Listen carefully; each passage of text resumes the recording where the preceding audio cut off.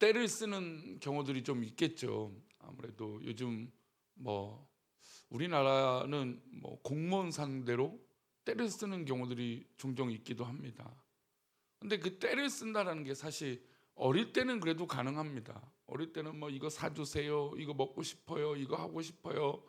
뭐 지난주에도 보니까 우리 아이 중에 하나는 수영장에서 더 놀고 싶어갖고 교회 집에 가기 싫다고 그냥 때를 쓰는 경우가 있어요. 근데 그렇게 때를 쓰면 엄히 다스리는 또 훈육을 하는 선생님을 만나거나 또 누군가를 만나면 이제 그 때 쓰는 것을 멈출 수밖에 없죠. 아무리 때를 쓴다는 건 사실 내가 이렇게 해도 괜찮다라고 생각하니까 그렇게 때를 쓰는 거잖아요. 근데 그렇게 하면 안 된다라는 상황이 오면 그 때를 당연히 멈추게 됩니다. 근데 이것이 이제 꼴불견이 되는 경우는 이제 다 큰 장년이 이제 성숙하다라고 하는 사람이 때를 쓰면 물론 경우에 맞는 경우나 뭐 이게 뭔가 착오가 있어서 하는 경우야 그럴 수 있겠죠. 근데 그게 아니고 이 정말 이해되지 않는 것으로 때를 쓰거나 이렇게 하게 되면 그만큼 꼴불견이 없는 것입니다. 오늘 우리 본문에 읽은 이 에브라임 지파가 마치 딱 그런 상황이에요. 그러니까 지파 전체가 계속 때를 쓰는 거죠.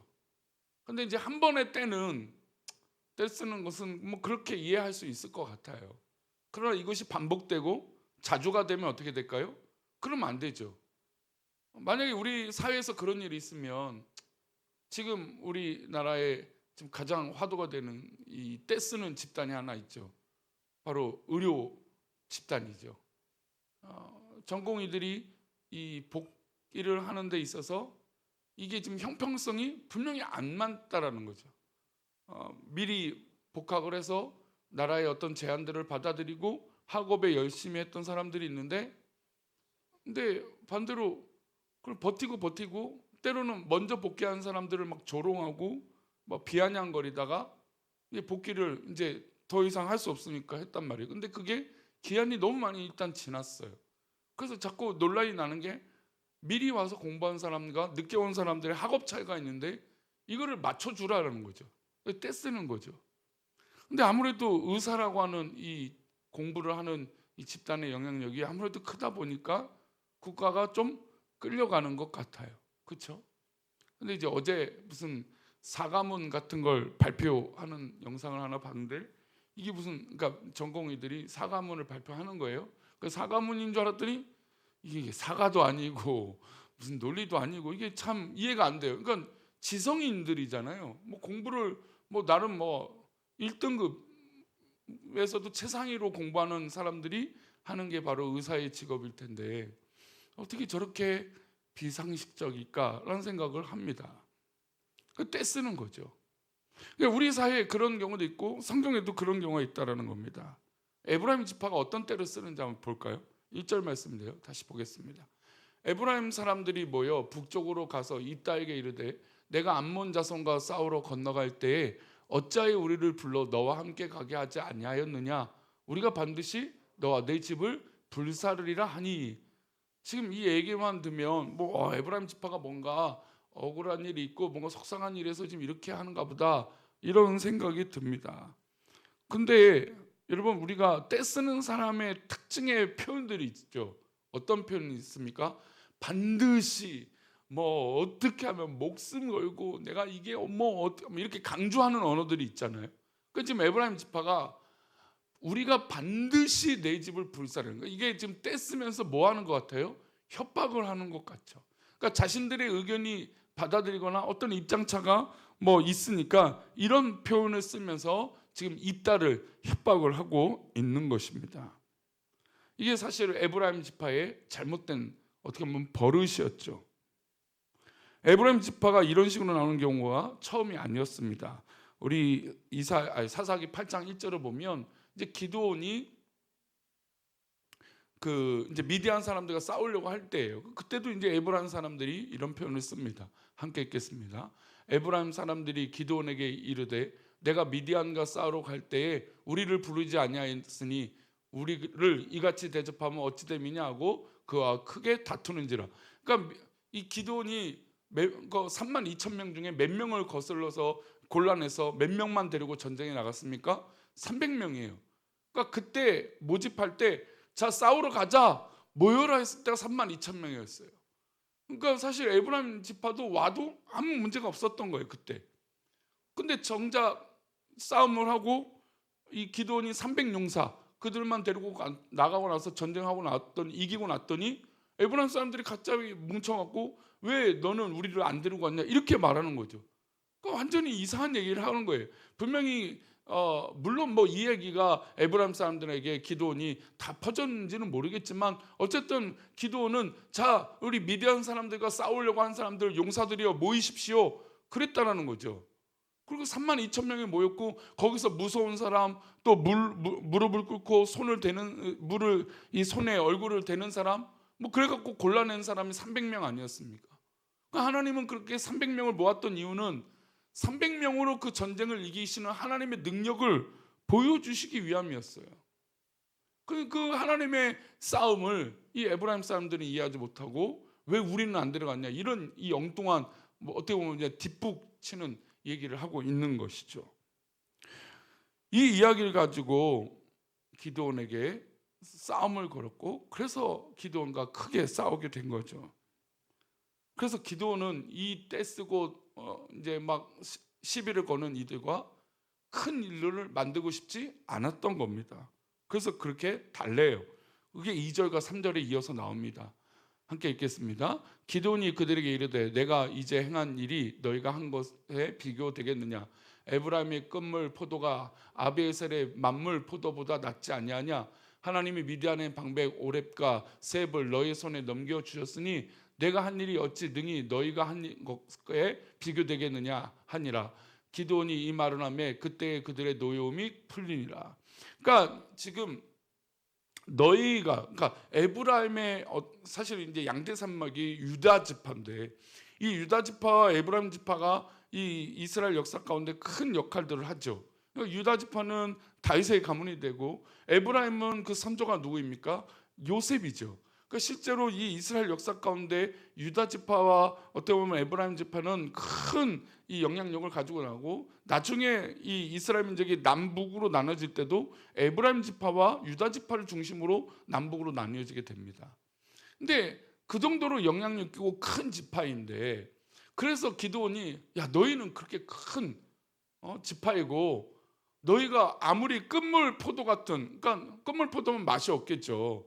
그런데 아비에셀의 만물 포도보다 너희가 낫다 이 표현을 하는 겁니다. 그러니까 달래는 거죠. 야 너희가 대단한 너희들이야.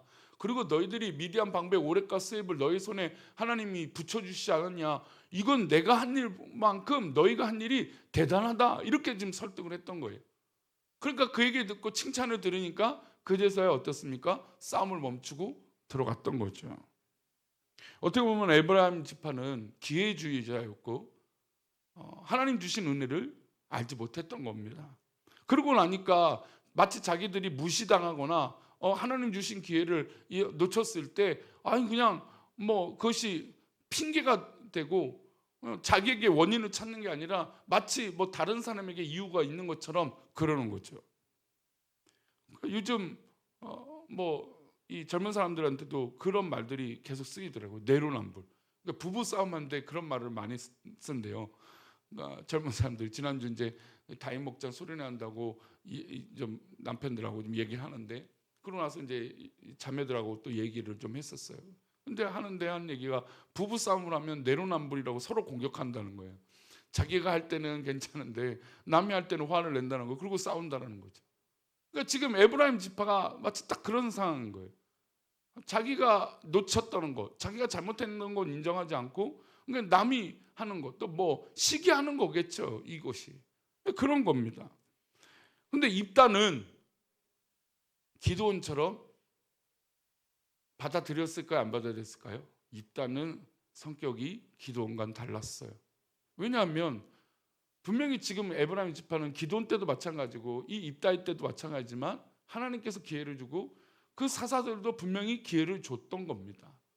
근데 그것을 애초부터 참여하지 않고 또 기회를 줬는데도 불구하고 갖지 않았으면서 끝나고 나니까 그런 때를 쓴단 말이에요. 그러고 나서 입다에게는 오늘 보면 아까 읽었던 말씀이 뭐라고 했어요? 반드시 내 집을 불사르리라. 그러니까 협박을 하는 거죠. 이제 싸우겠다. 입다, 하나님 세운 사사와 싸우겠다 이겁니다. 입다가 어떻게 반응하는지 볼까요? 2절과 3절입니다. 함께 읽겠습니다. 입다가 그들에게 이르되 나와 내 백성이 암몬 자손과 크게 싸울 때 내가 너희를 부르되 너희가 나를 그들의 손에서 구원하지 아니한 고로 나는 너희가 도와주지 아니한 것을 보고 내 목숨을 돌보지 아니하고 건너가서 암몬 자손을 쳤더니 여호와께서 그들을 내 손에 넘겨주셨거늘 너희가 어찌하여 오늘 내게 올라와서 나와 더불어 싸우고자 하느냐 하니라. 그러니까 지금 입다는 분명히 싸울 때 에브라임 지파에게 손을 빌렸어요. 와서 도와달라. 근데 그때 도와주지 않은 거죠. 근데 그럼에도 불구하고 입다는 하나님 말씀을 믿고 자기의 목숨을 걸고 갔어요. 근데 하나님께서 그 전쟁을 이기게 하셨죠. 근데 지금 어떻게 도와주지 않은 너희들이 지금 나한테 내 집을 불사르겠다라고 협박하느냐? 왜 지금 싸우려고 하느냐? 이 말을 했던 것입니다. 입다는 기드온과 달랐습니다. 그리고 이 에브라임 지파는 해서는 안 될 말들을 했던 것이죠. 그리고 에브라임은 여기다 그치지 않고 이 입다의 콤플렉스를 건듭니다. 해서는 안 될 선을 넘는 거죠. 그러니까 때를 쓸 때 선을 넘는 경우가 있는 것이죠. 그래서 4절입니다. 입다가 어떻게 하는지 볼까요? 입다가 길르앗 사람을 다 모으고 에브라임과 싸웠으며 길르앗 사람들이 에브라임을 쳐서 무찔렀으니 이는 에브라임의 말이 너희 길르앗 사람은 본래 에브라임에서 도망할 자로서 에브라임과 므낫세 중에 있다 하였습니다. 지금 이 얘기는 뭐냐면 입다가 이제 화가 나서 이 말을 듣고 에브라임을 치게 합니다. 근데 어떤 사람을 모았냐면 길르앗 사람들을 모았어요. 왜 길르앗 사람들을 모았냐면 에브라임 지파가 야 길르앗 사람들은 저기서 도망해서 저기 입다 편에 있는 거 아니냐? 그런 조롱을 한 거예요. 그러니까 길르앗 사람들 입다가 그 얘기 듣고 잘 됐다. 길르앗 사람들을 모아갖고 누구를 치게 만듭니까? 에브라임 사람들을 치게 만든 거예요. 자기가 내뱉는 그 말 때문에 길르앗 사람들이 와갖고 누구를 쳐요? 자기들을 친 거예요. 이때 에브라임 지파에 몇만 명이 죽냐면 4만 2천 명이 죽어요. 어마어마한 지파의 사람들이 죽어 나가는 심판을 받게 되는 것이죠. 그 말을 결국 해서는 안 될 말, 그러니까 넘지 말아야 될 선을 넘게 되면 이렇게 되는 것이죠. 어쩌면 한 지파의 비극이고 이스라엘 지파의 비극입니다. 내전이 일어난 거죠. 그러니까 에브라임 지파는 그것에 융합되지 못하고 도움을 요청할 때 그 손을 붙잡지 않아 놓고 이제 와서 그랬다라는 겁니다. 여러분, 에브라임 지파는 하나님 주신 기회를 어떻게 보면 놓친 거예요. 이게 이제 이 본문의 핵심인 거죠. 하나님 주신 기회를 놓치고 나서 나중에 후회하거나 나중에 그 손을 내민다고 해결이 될까요? 물론 우리 하나님은 그럼에도 불구하고 우리에게 그 손을 붙잡아 주실 때가 있어요. 그러나 정말 믿음에 현명한 사람은 하나님 주신 기회가 왔을 때 잡아야 되는 거죠. 하나님 주신 명령이 있을 때, 말씀이 있을 때 그것을 붙잡아야 되죠. 만약에 붙잡지 않고 나중 가서 왜 하나님 나에게 말씀하시지 않았어요?